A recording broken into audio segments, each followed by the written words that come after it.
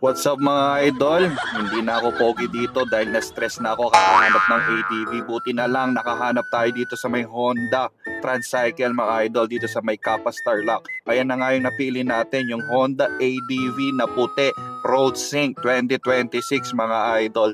So syempre ina-activate na nila idol dyan para magamit na natin at mailabas na natin tong unit na to, di ba?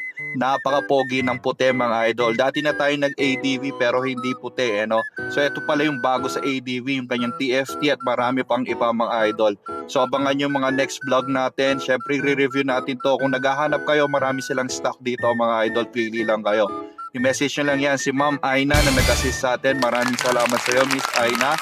And syempre, the moment of truth, ilalabas na natin to mga idol. Bilang proper turnover mga idol. Syempre may demonstration si Idol Harley. Oh. So ayun, pagkatapos ng demonstration na yan, at syempre tuluyan na nating ilalabas tong pinapangarap nating ADV. So marami palang pinagbago tong ADV pero hindi naman siya ganun kakomplikado. At ayun na nga mga idol, sinakyan na natin yung ADV.